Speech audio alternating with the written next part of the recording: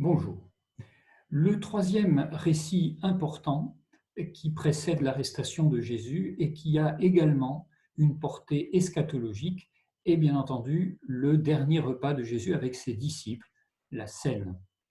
Ce dernier repas se caractérise par une innovation extraordinaire qui est celle de ce qu'on appelle l'institution de l'Eucharistie, et qui reprend en particulier une désignation, deux choses que l'on peut souligner sur le caractère eschatologique de ce repas et de ces paroles.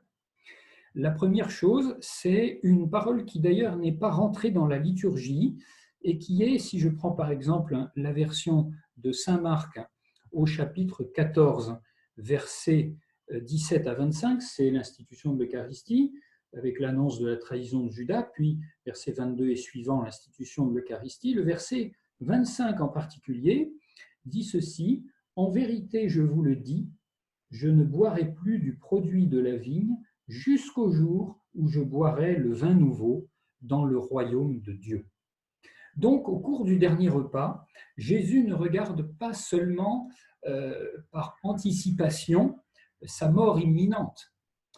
Il regarde aussi le royaume de Dieu qui vient et qui va venir, qui va advenir avec elle.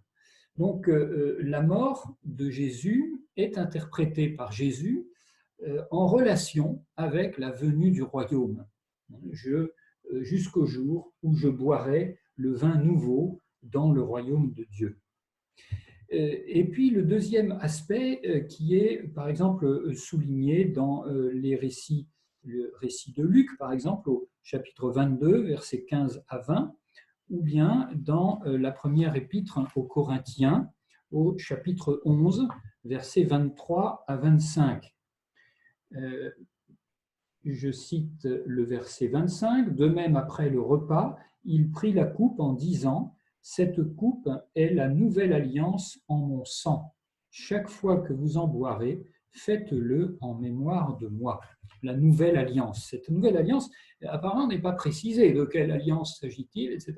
Elle n'est pas précisée parce qu'elle est déjà bien connue des contemporains de Jésus. Cette nouvelle alliance est introduite par le livre de Jérémie au chapitre 31, versets 31 à 34, et vise un nouveau pacte entre Yahvé et Israël, et qui porte sur une loi qui ne sera pas véritablement nouvelle, différente, mais qui sera écrite dans le cœur, au verset 33, donc Jérémie 31, 33. Elle concerne chaque individu, elle ne concerne pas la société en général, ou un accord collectif concernant le peuple d'Israël. Elle concerne le cœur, c'est-à-dire chaque personne au plus profond d'elle-même. Et cette nouvelle alliance se traduit par une ère de paix. Cela se trouve chez Ézéchiel au chapitre 34, verset 25.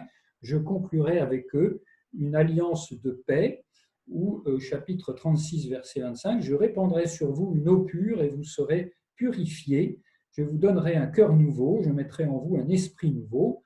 J'ôterai de votre chair le cœur de pierre et je vous donnerai un cœur de chair. » Donc, cette nouvelle alliance portée par les prophètes est une nouvelle alliance qui se caractérise à la fois par une conversion personnelle, par une adhésion personnelle à la loi du Seigneur et en même temps par un règne de paix définitif.